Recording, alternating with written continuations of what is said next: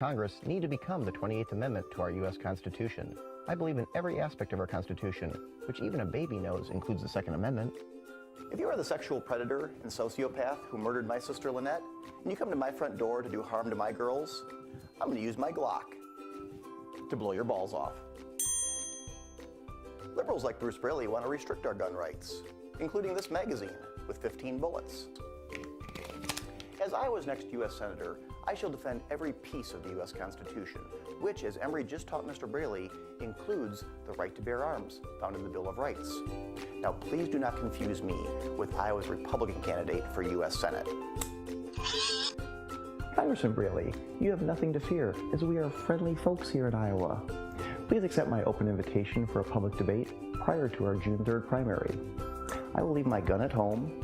Joni can leave her knife on the farm, as long as you agree to leave your elite law degree in D.C. We'll just use our brains to debate your reckless laws and taxes like Braley Care, including common sense solutions to clean up your messes. I am Bob Quast, just a simple problem solver from Iowa who never went to law school, but I did create and approve this video. And we welcome to the program, man, you just saw on that video, Bob Quast is here, made the trip over from the Quad Cities. Thank you for coming over, being on the show today. So that drew a bit of attention. Yeah, talking about attention getter. Yeah, people are paying attention to what you're saying now. I spent 3 years, about $20,000 of my own money, trying to pass Lynnette's law with my Congressman Bruce Braley. He never called me back. Everybody said you should have done it a different way. I've tried it every way to get domestic violence awareness, prevention, and funding, and it just hasn't happened. And it's going to happen now. Can you tell a little bit about the story with your sister, Lynette? Yeah, what is this all about here? You bet. My sister was trying to leave a bad marriage, a relationship of 20 years. She had known her husband since kindergarten, and I gave her advice on a Friday night to leave when he was gone on Monday. And she said, Bob, he is already premeditated. He's going to murder me. He said he would kill the entire family if he tried to help me. He did on Monday. And so he didn't go to work. He waited till she tried to leave, and he had tortured her, murdered her, and dismembered her, and they found her across state lines in Michigan. He had done a dry run the night before, so he premeditated using the internet how to commit the crime, which I consider interstate. He then went across state lines to get away with the perfect crime. Only because my father had done a missing persons report on that June or July 1st, they were able to link it together with the part of Lynette that they found at a McDonald's garbage dump. So the police who investigated said he will never see the light of day. This is one of the most horrific crime scenes we've ever seen. They shut down garbage collection in the southern state of Michigan, found another key piece of evidence in a landfill. So my Lynette's law is so simple. It's the simplest law ever written. It's 2 sentences. If you use the internet, think about Casey Anthony, to premeditate a murder, that would be a federal crime. If you then, after you commit a murder or a heinous crime, could be rape, it could be, I mean, there's a whole lot of problems we're having in this society, but if you cross state lines to get away with the perfect crime, as he did, he premeditated, did a dry run the night before, went to the McDonald's manager, what time is your garbage pickup? This was very calculated. Wow. And again, he did get away with a perfect crime because he served a year in jail for the dismemberment. He served less than 10 years for the actual crime of murder because they didn't have enough evidence to convict him. People don't understand this. If they read my book, Life 101, I forgave Tom, and that lifted a great weight from me after 12 years of the hell my family went through.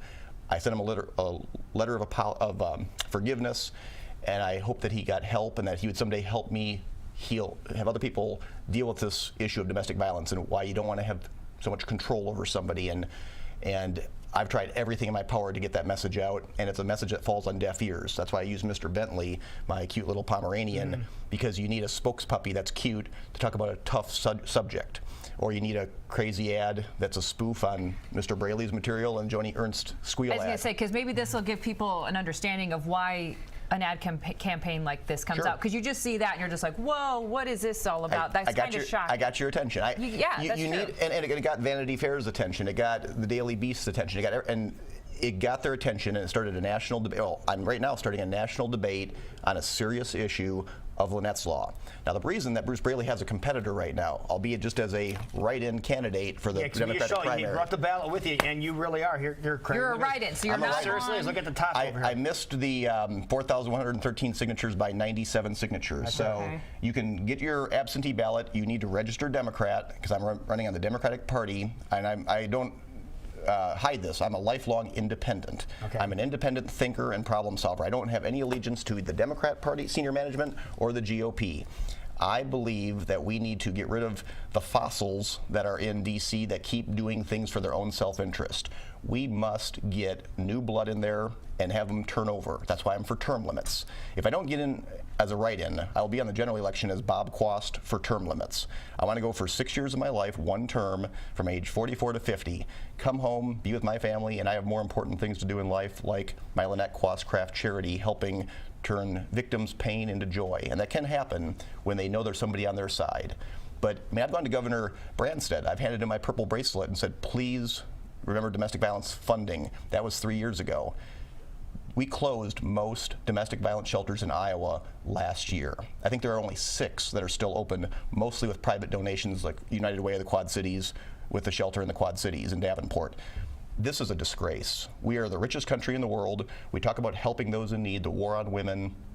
The war on women is that they have nowhere to go when they need help. They're usually financially distraught, like my sister.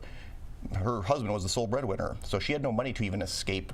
She had nowhere to go other than she was planning on going to my parents' house to seek refuge, and she didn't make it because she literally was trapped in Ohio in a bad situation and had nowhere to turn for help.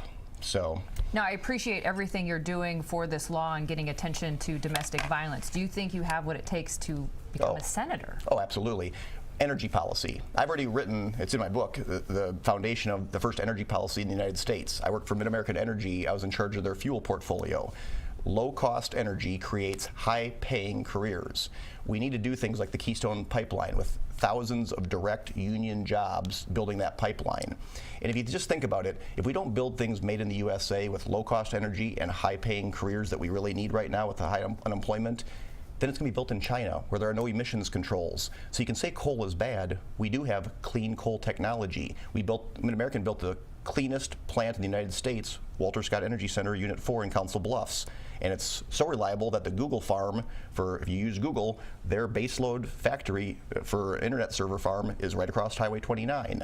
So coal-fired generation, natural gas, and nuclear. And we have new nuclear. Mid-American, my boss spent 3 years investing in the technology and understanding small modular reactors. So it's not Fukushima, it's new technology that's very safe, small quantity units, small output, so you're not going to have one big $10 billion investment that's wasted.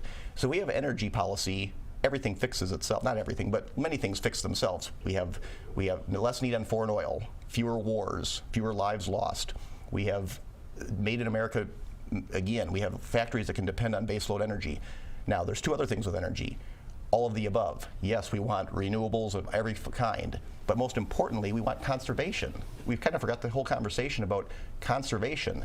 My campaign car, I went out and bought a Chevy Spark. It's safe, it's small, 10 airbags, and quite frankly, later today I'm going to show how somebody can win it. At the end of the campaign, if I win, I'm going to give it away. And it gets 39 miles to the gallon. It's a fun little car.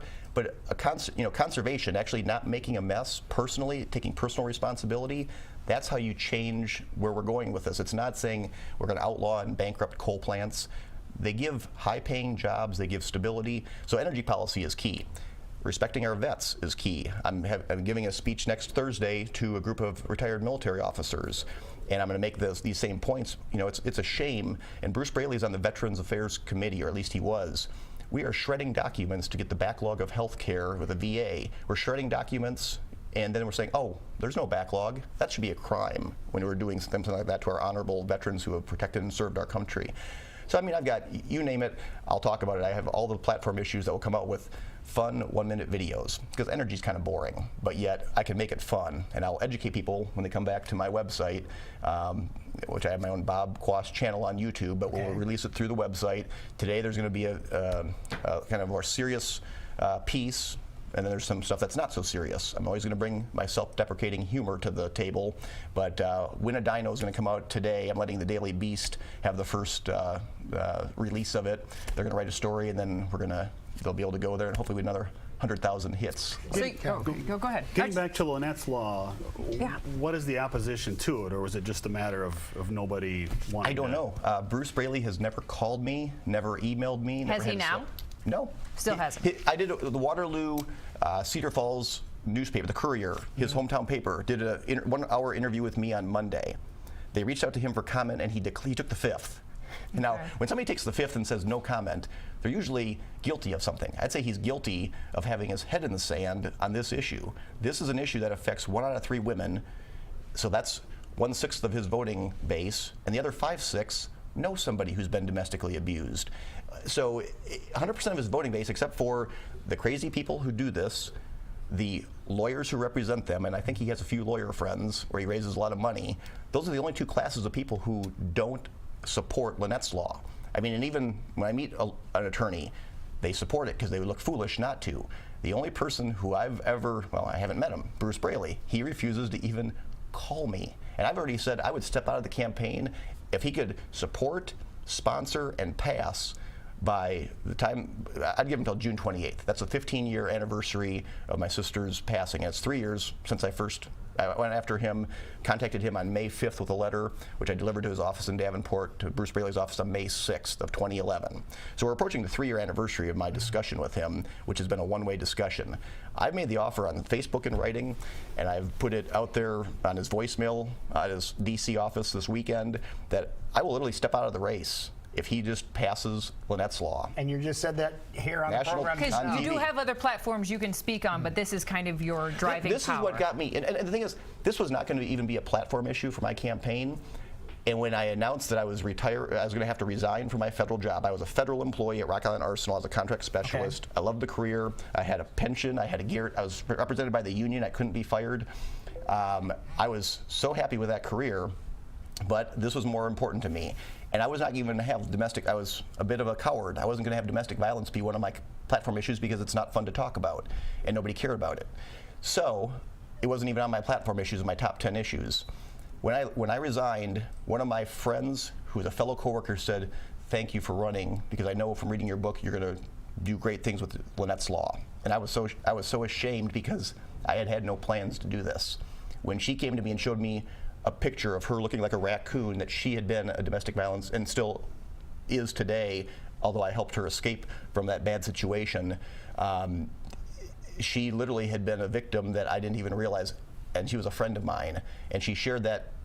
She'd never told anybody that story, but she shared it with me because she needed help, and I helped get her that help. I called 911 on her behalf the next time she reached out to me after I left the Arsenal, and that helped put it in motion for her to escape that horrible situation where she was still living with her abuser, and she is no longer.